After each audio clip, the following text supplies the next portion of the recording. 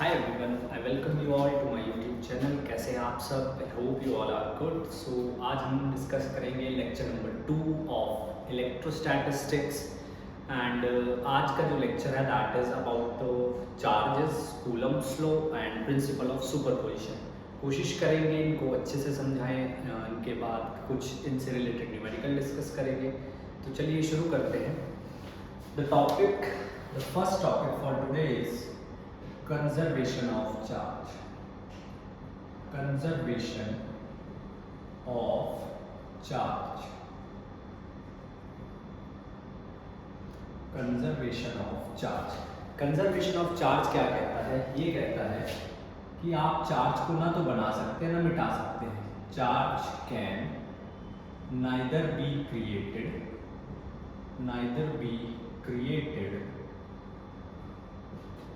nor be destroyed.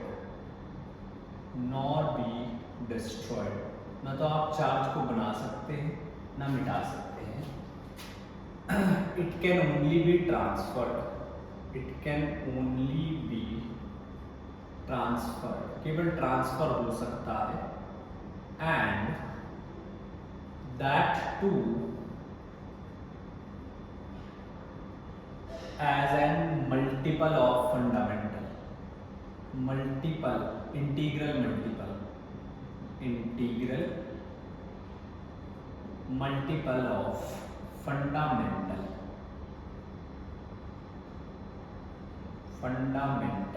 charge. Integral multiple होगा fundamental charge. Integral multiple का मतलब 2e 3e इस तरीके से. अब ये भी बात करेंगे कि 2e और 3e का मतलब क्या है. देखिए,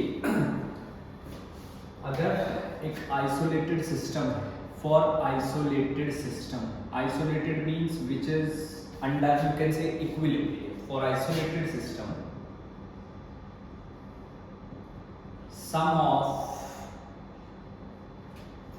sum of all charges, जिसको आप बोलोगे total charge, that is total charge remain constant. Total charge remain constant. जो पूरा का पूरा चार्ज है वो कांस्टेंट रहेगा. जो पूरा का पूरा चार्ज है वो कांस्टेंट रहेगा. फॉर एग्जाम्पल सपोज एक इक्वेशन है मेरे पास 1n0 235 U92. Uranium is treated with neutron, so it will change into 151 Ba barium 56 plus 92 Kr 36 plus 31n0.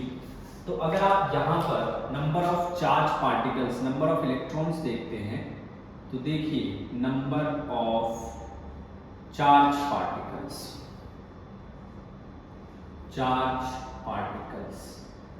number of charge particles on the left hand side it's 92. whatever will be the atomic number, जो भी atomic number होगा वो आपके पास number of charge particle है. right hand side 56 plus 32, that too is 92. तो charge particle जो है दोनों तरफ सेम है. तो आप देख सकते हैं that this is how law of conservation seems to be.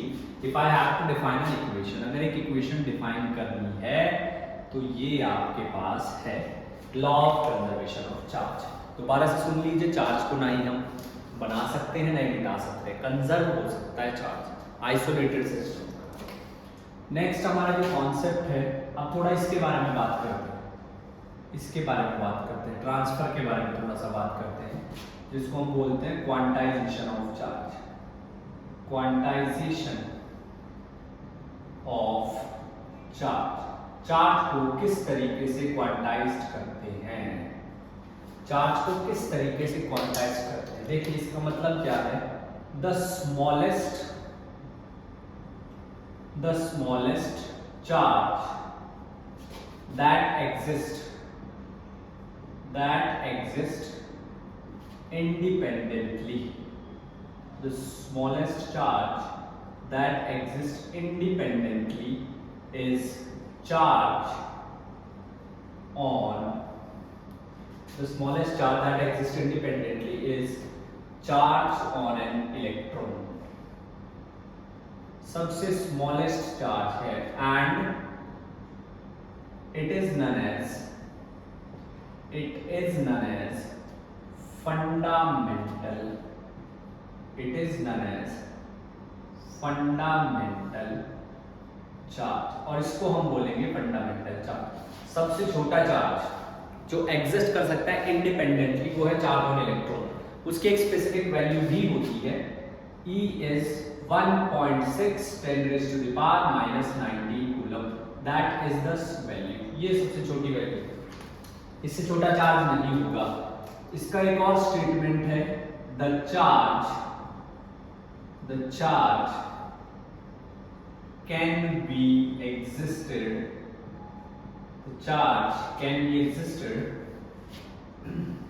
as an integral multiple of charge, या ऐसा लिख सकते हैं integral multiple of fundamental charge. Integral multiple of fundamental charge, जो फंडामेंटल चार्ज है उसका इंटीग्रल मल्टीपल की फॉर्म में जो है चार्ज जो है वो ट्रांसफर हो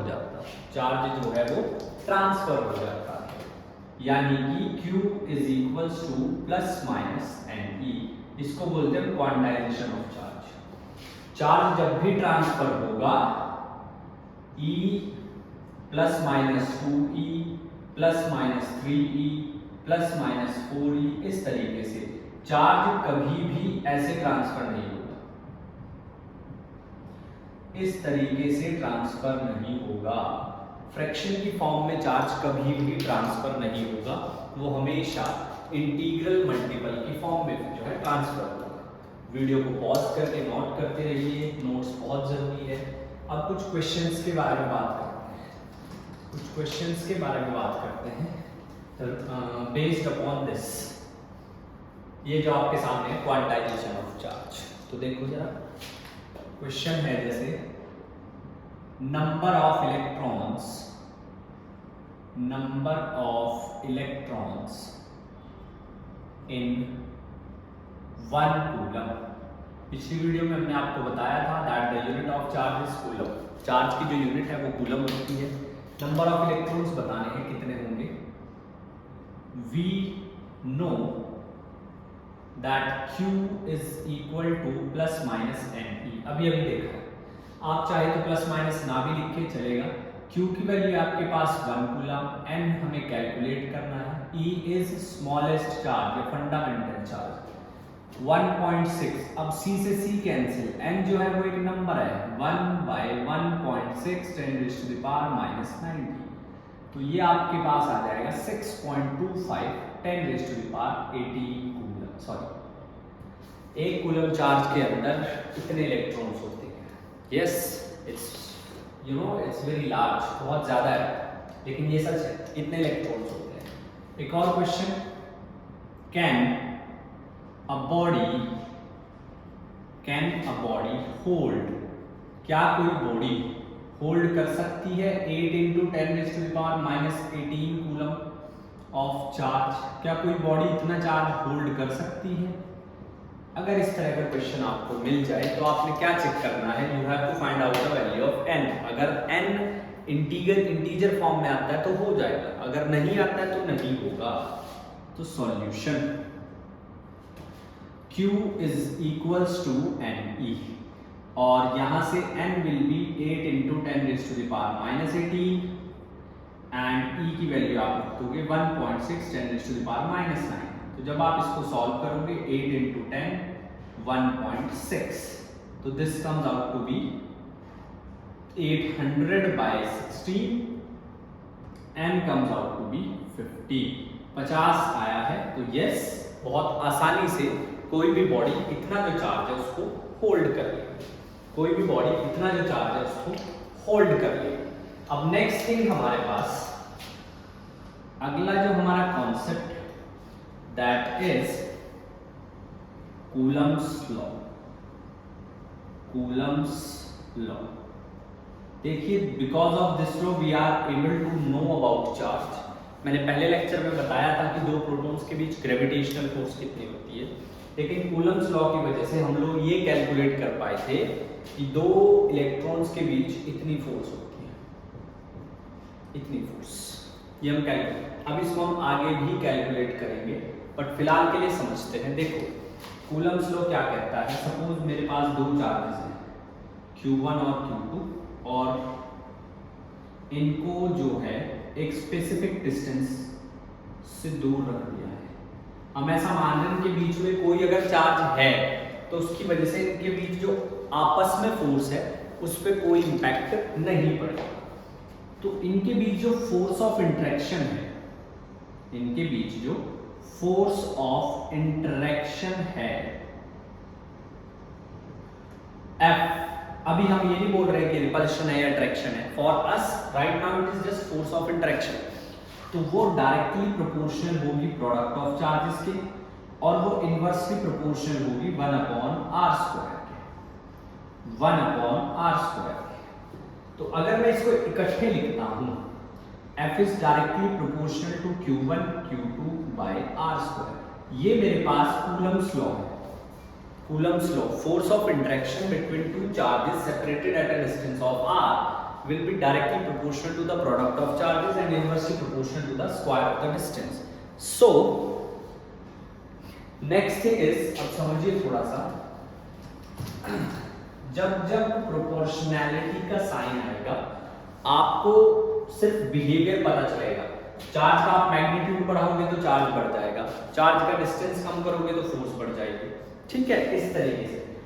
तो जो प्रोपोर्शनैलिटी साइन है उसको रिमूव करेंगे, हमने एक कांस्टेंट लगा दिया है, इसको बोलते हैं कांस्टेंट ऑफ प्रोपोर्शनैलिटी, इसको बोलते हैं constant of proportionality. K is nothing but constant of, K is constant of proportionality, K is constant of proportionality, proportionality constant है K। और जी हाँ, K की जो वैल्यू है, वैल्यू से पहले यूनिट्स की बात करते हैं, यूनिट, डायमेंशन एंड डेफिनेशन, इन तीनों के बारे में पहले बात कर लेते हैं थोड़ा सा। K, I'll start with unit. तो देखिए, मेरा ऐसा मानना है कि आपको अगर यूनिट नहीं भी आती है तो इट्स फाइन, आप 7 फंडामेंटल यूनिट्स को याद रखिए। उसके बाद हम क्या करेंगे, हम फॉर्मूले की हेल्प से हर बार यूनिट कैलकुलेट कर सकते हैं। आपके पास F is equals to K Q1 Q2 by r²। यहाँ से K की वैल्यू कितनी आ जाएगी, FR² Q1 Q2। जब आप यूनिट पुट करोगे, force newton, R metre square, charge coulomb square, आपके पास यूनिट आ गई है किसकी, K की, proportionality constant, proportionality constant. Second one is dimension. Dimension में आप थोड़ा देखिए, न्यूटन यानी कि फोर्स mL/t-2, न्यूटन यानी कि फोर्स, मीटर स्क्वायर यानी कि L², and coulomb square, coulomb square यानी कि चार्ज AT²। तो जब इसको सेपरेटली लिखेंगे तो ये आएगा mL3, L1 and L2 L3, T-2 A2T2, और इसको और सिंप्लीफाई करके लिखेंगे तो mL3 A-2 T-4। ये आपके पास आई है K का डायमेंशनल फॉर्मूला। ये फॉर्मूला है, ये यूनिट है। Point number 2, definition, if Q1 equals to Q2 is equals to 1 and R is equal to 1, अगर Q1 Q2 दोनों 1 है, R भी जो है वो भी 1 है, तो हम क्या बोल सकते हैं, constant of proportionality, constant of proportionality is equal to the force of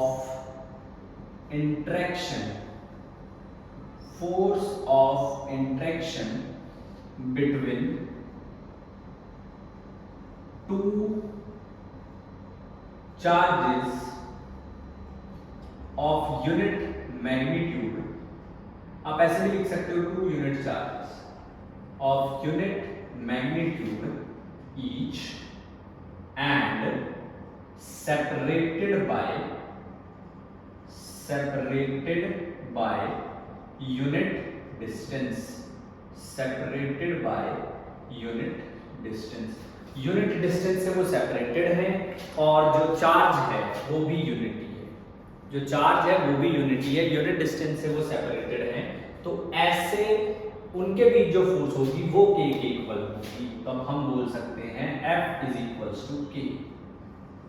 अब इस K की एक वैल्यू भी होती है, क्या K की वैल्यू होती है आपके पास 9 into 10 raise to the power 9, unit यहां से लिख लेंगे न्यूटन मीटर स्क्वायर पर coulomb square, newton metre square पर कूलम स्क्वायर। अगर आपको इसको सीजीएस में चेंज करना है, इसको अगर सीजीएस में चेंज करना है तो देखिए फोर्स की जो सीजीएस यूनिट है दैट इज डायन, मीटर को आप चेंज कर लेंगे सेंटीमीटर में, but what about coulomb, what is the CGS unit of charge, तो यहां पर मैं आपको बता देता हूं that CGS unit of charge, CGS unit of charge is stat coulomb, CGS unit of charge is stat coulomb, and 1 stat coulomb is 1 by 3 10 raised to the power minus 9 coulomb, although boards में इसकी जरूरत नहीं पड़ती and we are entirely focused on boards, तो आप चाहे तो याद ना भी रखें तो इट्स फाइन, बट अगर आप कंपटीशन की तैयारी करने जाएंगे इसके बाद तो फिर जरूर आप इसको याद रख सकते हैं, कंपटीशन मतलब इंजीनियरिंग कंपटीशन। तो ये है हमारे पास स्टैट कूलम्ब, आप इसको चेंज कर सकते हैं उसी तरीके से। तो अगर मुझे K की वैल्यू सीजीएस में चाहिए तो देखिए जरा 9 into 10 raise to the power 9 dyne centimetre square stat coulomb, stat coulomb I'm sorry, तो 1 newton is 10 raise to the power 5 dyne, 1 metre square 10 raise to the power 4 centimetre square, 1 so this is 1 by 3 का square into, अब आपको coulomb given है, उसको stat coulomb में change करना है, so 3 into 10 raise to the power 9 का square, 9 का स्क्वायर, तो यहां से देखिए 9 into 10 raise to the power 9 और 5 14 और 14 18 divided by 9 into 10 raise to the power 18, तो जो K की वैल्यू आई है वो 1 आई है। अगर आपसे पूछा जाएगा कूलम स्लो, अगर आपसे पूछा जाएगा कूलम स्लो इन सीजीएस, तो मैं अब इसको थोड़ा अच्छे से लिख देता हूं, एसआई में क्या वैल्यू होगी कूलम स्लो की और सीजीएस में क्या वैल्यू होगी, थोड़ा इसको भी अच्छे से एक बार समझ लेते हैं।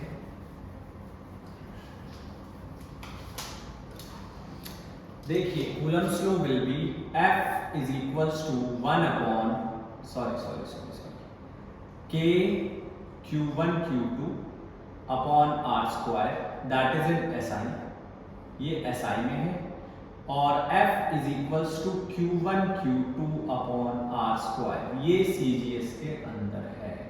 दिस इज SI सिस्टम, ये SI सिस्टम है और ये CGS सिस्टम है, ये CGS सिस्टम है। अब यहां से फोर्स के बारे में तो पता चल गया, अगर मैं स्टेटमेंट लिखूंगा कूलम्स लॉ की, तो the force of interaction, the force of interaction between two charges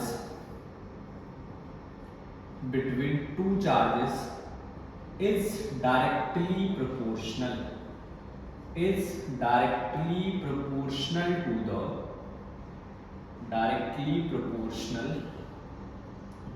to the product of charges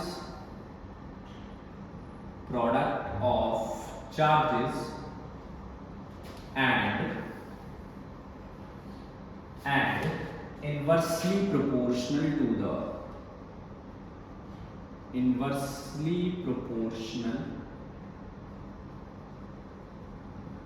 to the square of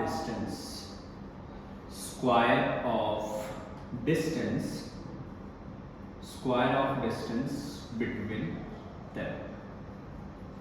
उनके लिए जो भी डिस्टेंस है उसके स्क्वायर के directly proportional, that is the statement. Now ये जो फोर्स है ये डिपेंड करता है. This force depends. अब ये किस किस चीज पे डिपेंड्स करती है? Point number 1 magnitude of charge. Point number 1 magnitude of charge.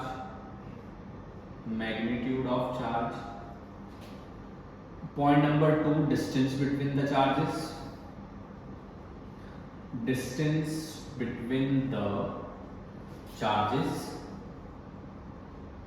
And point number 3 क्या है? Medium between the charges.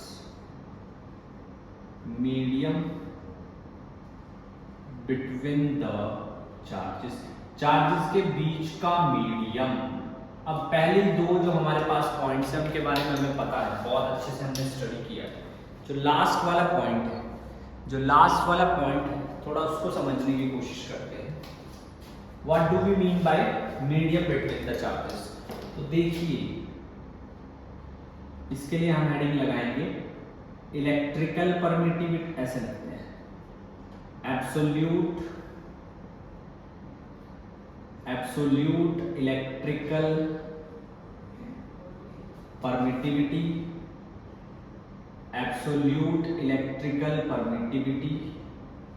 And relative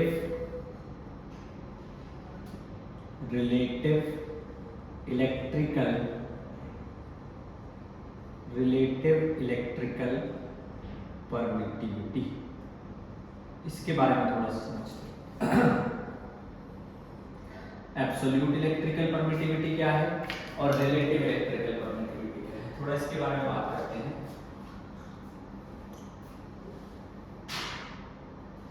समझिए जरा.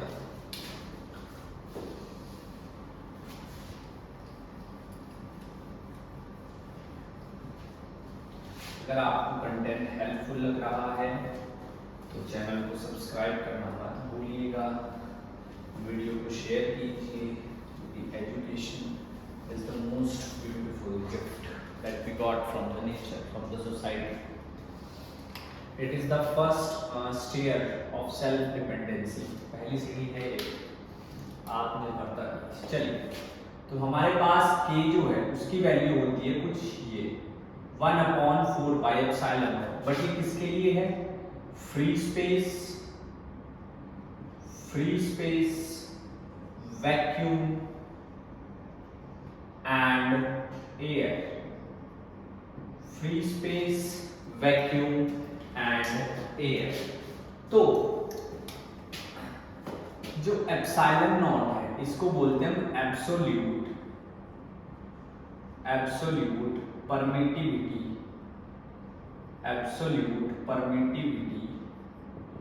ऑफ फ्री स्पेस की है एब्सोल्यूट परमिटिविटी. तो हमें पता है दैट सबसे पहले सेम हेडिंग लगाएंगे यूनिट डायमेंशन. डेफिनेशन कुछ नहीं है इसकी, मैं इसका फिजिकल सिग्निफिकेंस आपको एक्सप्लेन कर सकता हूं. तो पहले यूनिट की बात करते हैं. k is 1/4πε0. अभी थोड़ी देर पहले हमने k की यूनिट कैलकुलेट की है, तो 1/4πk. अब 4π एक कांस्टेंट है, 4π जो है वो एक कांस्टेंट है, उसकी कोई यूनिट नहीं होती, k की यूनिट होती है. तो यहां से एप्सिलॉन नॉट की यूनिट क्या आ जाएगी? Coulomb square newton metre square. Coulomb square newton metre square. Dimension की अगर बात करता हूं तो डायमेंशन आपके पास कितना आ जाएगा? a² t² divided by mlt - 2 L2. तो ये आ जाएगा m - 1 L minus 3 A2 T4। ये आपके पास आ गया है एप्सिलॉन नॉट का डायमेंशनल फॉर्मूला। ये आपके पास आ गया है एप्सिलॉन नॉट का डायमेंशनल फॉर्मूला। अब वैल्यू k की वैल्यू आपके पास होती है 9 इंटू 10⁻⁹। तो एप्सिलॉन की वैल्यू क्या होगी 1/4 k। तो मैं डायरेक्ट आपको वैल्यू बता देता हूं 8.85 10⁻⁻12 coulomb square newton metre square. Coulomb square newton metre square, ये है आपके पास एप्सिलॉन नॉट की वैल्यू। अच्छा, ये एसआई में है, सीजीएस में क्या होगी? सीजीएस के लिए 8.85 10⁻⁻12 3 इंटू 10⁻⁹ का स्क्वायर 1/10⁵ इंटू 10⁴ की करें इसके सॉल्व। 8.85 3 3 9 -12 plus 18 plus 5 -5 -4। तो यहां से ये बन जाएगा 8.95 जब 45 4 9 76 7 9 72 7 79 into 10⁻⁻, this 921 minus 3, तो approximately 8 10⁻⁻²। stat coulomb dyne per centimeter square। stat coulomb dyne per centimeter square, ये आपके पास एप्सिलॉन नॉट की वैल्यू है। Absolute permittivity of free space, free space की एब्सोल्यूट परमिटिविटी, एब्सोल्यूट परमिटिविटी। अच्छा, तो अब जो आप लॉ लिखोगे वो कुछ ऐसा लिखा जाएगा 1/4 epsilon not Q1 Q2 upon R²। ये फ्री स्पेस के लिए, ये फ्री स्पेस के लिए F0 से, and this is in SI। F0 CGS में कितना जाएगा 1/k, तो 1 होता है, तो R² Q1 Q2 CGS में इतना ही रहेगा, CGS में इतना ही रहेगा। दिस इज SI, CGS के अंदर इतना ही रहेगा, ये SI के लिए। चलिए, अगर आप ध्यान से देखेंगे तो जो इलेक्ट्रिक फोर्स है इट ओबे इनवर्स स्क्वायर लॉ। जैसे जैसे फोर्स पर जैसे जैसे डिस्टेंस बढ़ेगा वैसे वैसे फोर्स कम होगी, because F is inversely proportional to 1/r²। F is inversely proportional to 1/r²। अच्छा, यहाँ पे अगर मैं बात करूँ तो देखिए जरा, मीडियम पे बहुत कुछ डिपेंड करता है। फिजिकल सिग्निफिकेंस क्या है? फिजिकल सिग्निफिकेंस क्या है एप्सिलॉन नॉट का? Physical significance of epsilon not, physical significance क्या है एप्सिलॉन नॉट का? तो देखिए, जो एप्सिलॉन नॉट है,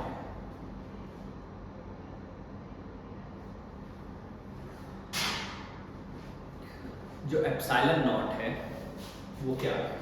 अगर मेरे पास दो चार्जेस हैं एंड दिस टाइम वो एक मीडियम के अंदर है, अब ये फ्री स्पेस के अंदर बिल्कुल नहीं है, अब ये एक मीडियम के अंदर है, कुछ ऐसे, ये Q1 है और ये Q2 है, कोई इनके बीच डिस्टेंस है। अब यहाँ पे मीडियम के भी पार्टिकल होंगे, मीडियम के भी पार्टिकल होंगे कुछ ऐसे, कुछ इस तरीके से। तो वो पार्टिकल इन दोनों के बीच जो फोर्सेस को कितना इफेक्ट करते हैं, कितना हैम्पर करते हैं, कितना कम करते हैं, उसका जो मेजरमेंट है वो आपको एप्सिलॉन नॉट बताता है। Measure of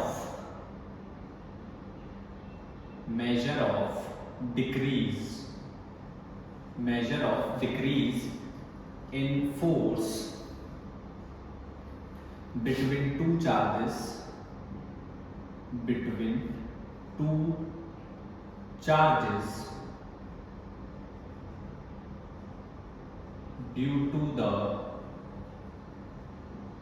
interfere of particles of the medium,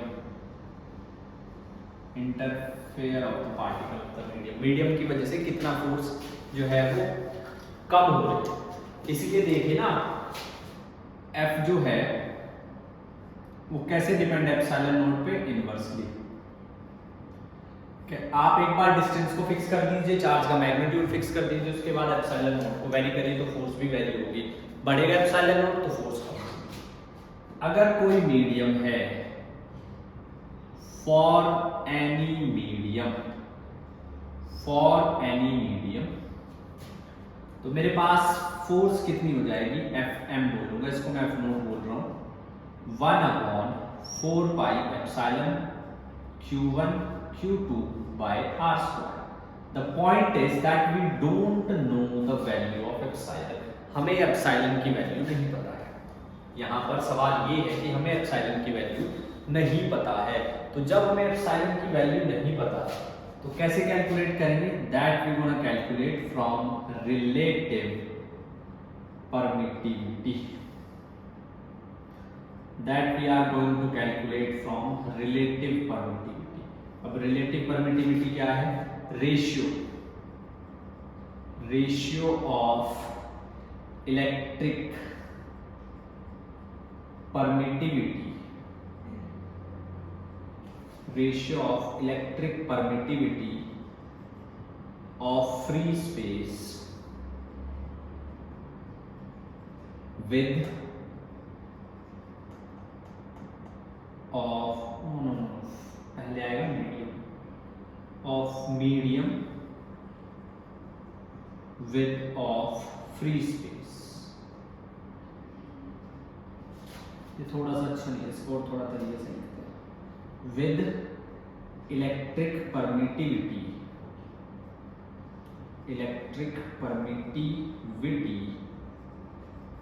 of free space,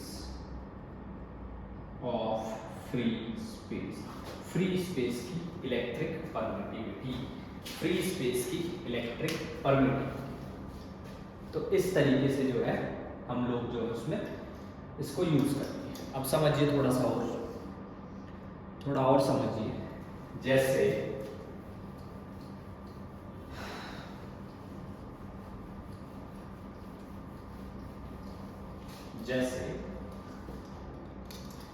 epsilon r से इसको मैं रिप्रेजेंट करूंगा और ये होगा एप्सिलॉन बाय एप्सिलॉन नॉट। तो यहाँ से एप्सिलॉन की वैल्यू आ जाएगी epsilon r by epsilon not. Unit इसकी कुछ नहीं होगी एप्सिलॉन r की, क्योंकि जो यूनिट इसकी है वही यूनिट इसकी है, तो दोनों कैंसिल। और अब यहाँ पर आप जो Fm कैलकुलेट करोगे that will be 1/4 pi, epsilon की जगह लिखूंगा epsilon r epsilon not, Q1 Q2 upon r, तो यहाँ से Fm की वैल्यू कितनी, 1/एप्सिलॉन r bar 4 pi epsilon not Q1 Q2 by r square. This is nothing but F naught. तो Fm is simply F naught by epsilon r. उतने ही जो है कम हो जाएगी, उतना ही जो है वो कम हो जाएगी। अब 3 क्वेश्चन कर लेते हैं जल्दी से। क्वेश्चन नंबर 1, कूलम्ब्स लॉ की एक और बात, लिमिटेशन क्या है, यहाँ पर हमारा फिर ये टॉपिक जो है खत्म तो नहीं कहूँगा क्योंकि वेक्टर फॉर्म भी कर दिया वो नेक्स्ट लेक्चर में देखेंगे। लिमिटेशन क्या है, point number 1, only applicable two point charge,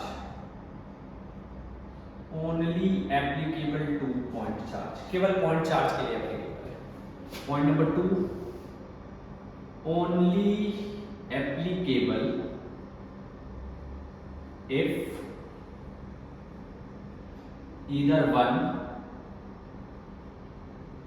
if either one or both the charges are at rest, या तो एक या तो दोनों रेस्ट पे, तो पॉसिबल। चलिए question number 1, calculate the ratio of Fe and Fg. Fe is electric force, Fg is gravitational force. So calculate ratio of Fe and Fg between two electrons separated by 1 angstrom. हमें force निकालनी है, ratio निकालनी है actually. तो सबसे पहले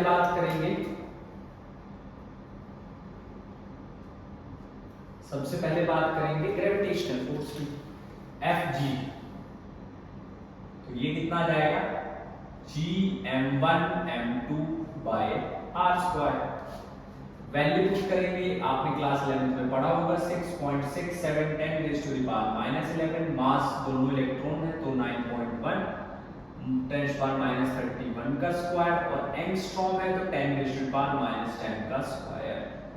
तो ये आपके पास आ जाएगा, इसको मैं 6.6 लिख रहा हूँ, इसको मैं 9 कंसीडर कर रहा हूँ, तो 81 इंटू 10⁻⁻11 प्लस 20 -11 प्लस 20। तो ये आप इसको कैलकुलेट करेंगे, तो इसको पहले रफली में कैलकुलेट कर लेते हैं। 614 5346, ये आया है 53.46 इंटू 10⁻⁻53। डेसिमल को थोड़ा और सिंप्लीफाई कर लेते हैं, 5.34 10⁻⁻51 न्यूटन। इतनी ग्रेविटेशनल फोर्स आई है दो इलेक्ट्रॉन्स के बीच इतनी फोर्स आई है। अच्छा, इलेक्ट्रिक फोर्स 1/4πε, चार्ज 1.6 -19 का स्क्वायर एंड 10⁻⁻10 का स्क्वायर। तो भाई आपके पास Fg कितना है, इस पूरे की value k, this is k, 9 into 10⁻⁻9, 1.6 का square 2.56, 90 -38 plus 20 divided by nothing, 1. So F will be 23.04 10⁻⁹ 29 -38 -9. Fg is 2.304 into 10⁻⁻8 Newton. जब आप रेशियो लेंगे तो Fg अपॉन Fe कर लेंगे, Fg अपॉन Fe कर लेंगे, और ये हम बोलेंगे 5.34 10⁻⁻51 2.30 10⁻⁻8। तो यहां से आप अप्रोक्सीमेटली देख सकते हैं 44 -44। This is the ratio. ये रेशियो है हमारे पास ग्रेविटेशनल फोर्स और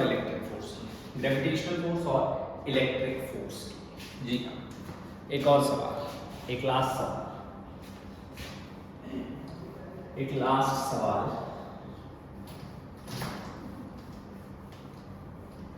क्वेश्चन है, if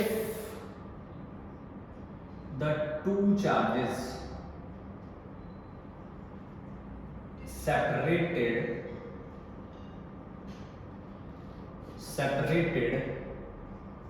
by a force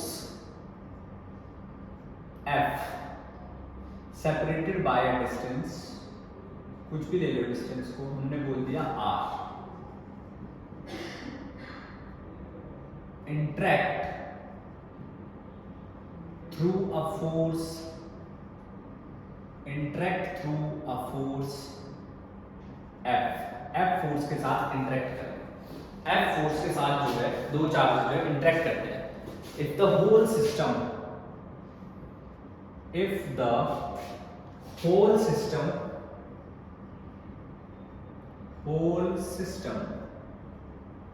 is put in a medium of relative permittivity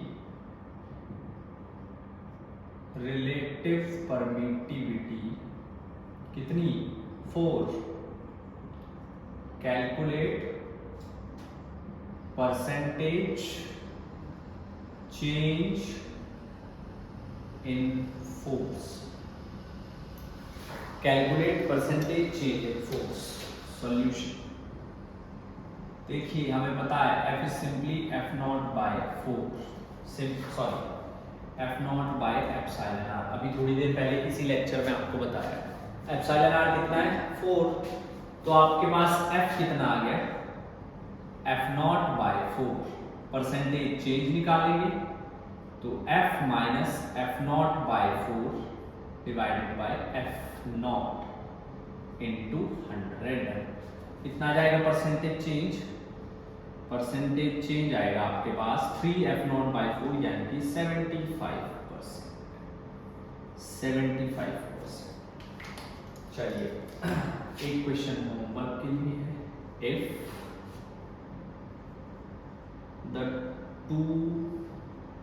if the force between two charges separated by 1 meter is 20 Newton,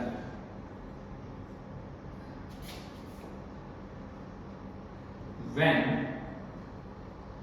two opposite charges, opposite and equal charges, हाँ ये is 20 Newton, if 20% of one charge is transferred to other, 20% एक charge का दूसरे को transfer करता है। Other calculate the new force, नई force उनके बीच कितनी होगी? This is homework question. तो इस वीडियो में सिर्फ इतना ही। इस वीडियो में हमने डिस्कस किया conservation of charge, quantization of charge and Coulomb's law की हर एक माइन्यूट डिटेल शेयर की गई आप लोगों के साथ सिवाय वेक्टर फॉर्म के। So with that this is Abhishek once again signing off, see you in the next video. तब तक के लिए पढ़ाई करते रहिए, take good care of yourself. Thank you so much. जय